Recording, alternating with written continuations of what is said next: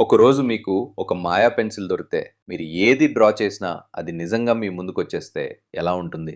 అలాంటిదే ఈ మనిషితో జరిగింది. మరి ఆ కథను మొదటి నుంచి తెలుసుకుందాం. కథ ప్రారంభమవుతుంది హువాన్ అనే ఒక పేద మనిషితో.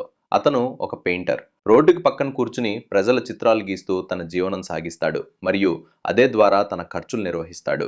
అయితే అతని పెయింటింగ్ కళ పూర్తిగా ప్రొఫెషనల్ స్థాయిలో ఉంటుంది. అయినా కూడా అతను ఎప్పుడూ ధనవంతుడు కాలేడు. ఒకరోజు అకస్మాత్తుగా ఒక స్పోర్ట్స్ కార్ వచ్చి అతని ముందు ఆగుతుంది. అందులో నుంచి ఒక వ్యక్తి డబ్బులు తీసి హువాన్ వైపు విసిరేస్తాడు. ఆ వ్యక్తి ఈలాంగ్. అతను ఒక ప్రసిద్ధ పెయింటర్. కానీ నిజం ఏమిటంటే అతని పెయింటింగ్ కళ అంతంత బాగుండదు. అతను తెలివి మరియు మోసం ద్వారా ప్రసిద్ధి పొందాడు. అసలు విషయానికి వస్తే అతను హువాన్ వేసిన పెయింటింగ్లను తీసుకుని వేలంలో అమ్మేస్తాడు మరియు ప్రజలకు చెబుతాడు ఇది తనే వేసినదని. తర్వాత ఆ డబ్బులో నుంచి కేవలం 5,000 హువాన్ మాత్రమే హిరమే హువాన్కిస్తాడు. అయితే అదే పెయింటింగ్ వేలంలో 1,00,000 హువాన్ వరకు అమ్ముడవుతుంది. హువాన్కు ఈ విషయం బాగా తెలుసు. అతనితో మోసం జరుగుతోందని. కానీ అతను ఏమీ చేయలేడు. ఎందుకంటే అతనికి పేరు, గుర్తింపు ఏమీ ఉండదు. లాంగ్కు చాలా అందమైన గర్ల్ ఫ్రెండ్ ఉంటుంది. ఆమె పేరు మెలిన్. ఆశ్చర్యకరమైన విషయం ఏంటంటే మెలిన్ ముందు హువాన్ గర్ల్ ఫ్రెండ్. కానీ ఆమె అతన్ని వదిలేసింది ఎందుకంటే ఆమెకు మంచి మరియు ధనవంతమైన జీవితం కావాలి. హువాన్ దగ్గర ఒక పాత మరియు దాదాపు పాడైన కారు మాత్రమే ఉంటుంది. ఈ కారణంగా అతని మనసులో ద్వేషం పుడుతుంది మరియు అతను లోలోపల చాలా కోపంగా ఉంటాడు. అతను ఎక్కడికి వెళ్ళినా ఈలాంగ్ పోస్టర్లు మాత్రమే కనిపిస్తాయి. ప్రపంచమంతా అతన్ని మాత్రమే ప్రశంసిస్తున్నట్టుంటుంది. అసలు కళాకారుడు హువాన్ అయినా గౌరవం మాత్రం ఈలాంగ్కే వస్తుంది. ఈ చిన్న పట్టణం చాలామంది పెయింటర్లతో నిండి ఉంటుంది మరియు పోటీ ఎక్కువగా ఉండటంతో వారి ఆదాయం తగ్గిపోతుంది. ఒకరోజు హువాన్ తన గదికి వెళ్తున్నప్పుడు హాస్టల్ యజమాని అతన్ని ఆపి 2 నెలల అద్దె అడుగుతాడు. హువాన్ తన దగ్గరున్న డబ్బు మొత్తం ఇచ్చి మిగతాది తర్వాత ఇస్తానని చెప్పి వెళ్ళిపోతాడు. తర్వాత అతను లావోజో గ్యాలరీకి వెళ్తాడు మరియు తన పెయింటింగ్లను ప్రదర్శించడానికి అనుమతి అడుగుతాడు. కానీ లావోజో తిరస్కరిస్తాడు మరియు ఇంకో పని చూసుకోమని చెబుతాడు. కానీ హువాన్ మాత్రం వదిలిపెట్టడు. ఇంకోవైపు సియావున్ ఉంటుంది. ఆమె హువాన్ ప్రస్తుత గర్ల్ ఫ్రెండ్. ఆమె పుట్టుకతోనే అంధురాలు.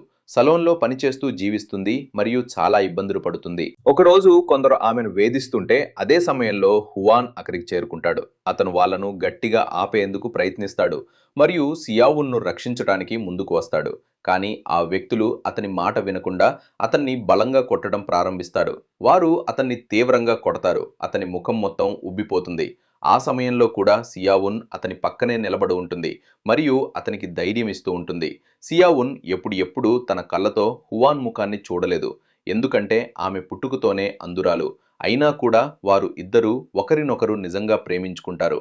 వారు ఒకరి లోపాలను మరొకరు పట్టించుకోకుండా నిజమైన ప్రేమతో కలిసి ఉంటారు. హువాన్కు ఆమెన్ అనే ఒక మంచి స్నేహితుడు ఉంటాడు. అతనికి కూడా ఒక పెద్ద కల ఉంటుంది, ఒక గొప్ప పెయింటర్ కావాలని.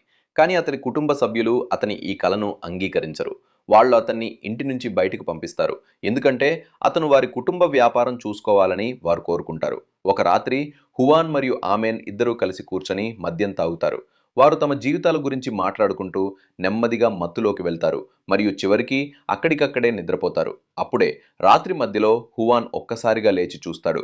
అతనికి ఆకాశంలో ఒక విచిత్రమైన కాంతి కనిపిస్తుంది. జాగ్రత్తగా గమనిస్తే అది ఒక ఎలియన్ స్పేస్ షిప్ అని అతనికి అర్థమవుతుంది.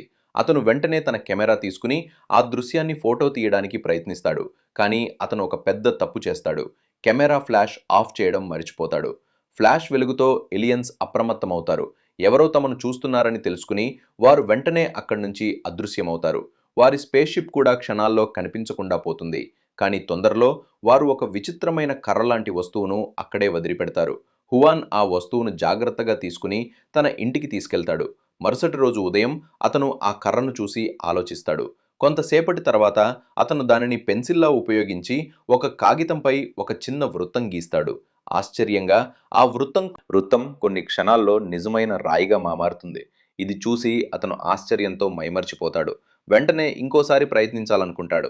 ఈసారి అతను ఒక యాపిల్ చిత్రం గీస్తాడు. కొద్దిసేపటికి ఆ చిత్రంలో నుంచి నిజమైన యాపిల్ బయటకు వస్తుంది. ఇది చూసి అతనికి పూర్తిగా అర్థమవుతుంది, ఈ కర్ర సాధారణది కాదు. ఆ తర్వాత అతను ఈ విషయాన్ని తన స్నేహితుడు ఆమాన్కు చెబుతాడు. మొదట అతను నమ్మడు. కానీ హువాన్ మళ్లీ గీసి చూపించడంతో అతనికి నిజం అర్థమవుతుంది. దీంతో ఇద్దరూ కలిసి పెద్ద పెద్ద విషయాలు గీయడం ప్రారంభిస్తాడు. వారు బంగారం గీయతారు. అది నిజమైన బంగారంగా మారుతుంది. వారు డబ్బు గీయతారు. అది నిజమైన నోట్లుగా మారుతుంది. తర్వాత వారు ఒక పెద్ద మహల్ గీయుతారు. అది కూడా నిజంగా వారి ముందు ప్రదర్శితమవుతుంది. కొద్ది రోజుల్లోనే వారి జీవితం పూర్తిగా మారిపోతుంది. వారు విలాసవంతమైన జీవితాన్ని గడపడం ప్రారంభిస్తారు. కానీ కొంతకాలం తర్వాత ఒక భయంకరమైన నిజం వారికి తెలుస్తుంది. వారు గీసిన వస్తువులు కొత్తగా సృష్టించబడటం కాదు. అవి ప్రపంచంలో ఎక్కడో ఉన్నవే ఇక్కడికి ట్రాన్స్ఫర్ అవుతున్నాయి. అంటే వారు తెలియకుండానే దొంగతనం చేస్తున్నారు. ఈ విషయం తెలుసుకున్నప్పుడు హువాన్ చాలా షాక్ అవుతాడు. అతనికి వెంటనే షియావున్ గుర్తుకు వస్తుంది. ఆమె కళ్ళు కూడా ఇదే విధంగా వచ్చి ఉండవచ్చని అతనికి అర్థమవుతుంది. ఇది తెలుసుకున్న తర్వాత వారు ఒక నిర్ణయం తీసుకుంటారు. వారు ఉపయోగించిన అన్ని వస్తువులను తిరిగి వారి అసలు యజమానులకు పంపించాలి అని. కానీ అదే సమయంలో ఒక ప్రమాదం జరుగుతుంది. ఈలాంగ్ ఆ కర్ర గురించి తెలుసుకుని దానిని దొంగిలిస్తాడు. ఆ కర్ర అతని చేతిలోకి వచ్చాక అతను తన కోరికలన్నింటినీ నిజం చేయడం ప్రారంభిస్తాడు. అతను ఒక పెద్ద రాజ్యం, మహల్లు, ట్యాంక్ మరియు స్పేస్ షిప్ వరకు సృష్టిస్తాడు. చివరకు తనను తాను ఒక రాజుగా ప్రకటించుకుంటాడు. ఈ విషయం తెలుసుకున్న పోలీసులు మరియు హువాన్ అతని దగ్గరకు చేరుకుంటారు. అదే సమయంలో ఎలియన్స్ కూడా తిరిగి వస్తారు. వారు ఆ కర్రను చూసి అది వారి స్పేస్ షిప్లో ఉపయోగించే ఒక క్లీనింగ్ టూల్ అని చెబుతారు. అప్పుడు హువాన్ ముందుకు వచ్చి మొత్తం నిజం చెబుతాడు. అతని నిజాయితీ చూసి ఎలియన్స్ ప్రభావితమవుతారు. వారు ఆ కర్రతో సృష్టించిన అన్ని వస్తువులను తిరిగి వారి అసలు స్థితికి మార్చేస్తారు. దీంతో సియావున్ మళ్ళీ అందురాలవుతుంది. బంగారం, డబ్బు, మహల్లు అన్నీ మాయమవుతాయి. ఈలాంగ్ తను చేసిన తప్పులకు పోలీసులు చేతిలో పడతాడు. చివరికి హువాన్ మళ్ళీ తన పాత జీవితానికి తిరిగి వెళ్తాడు మరియు మళ్ళీ ఒక సాధారణ పెయింటర్గా జీవించడం ప్రారంభిస్తాడు.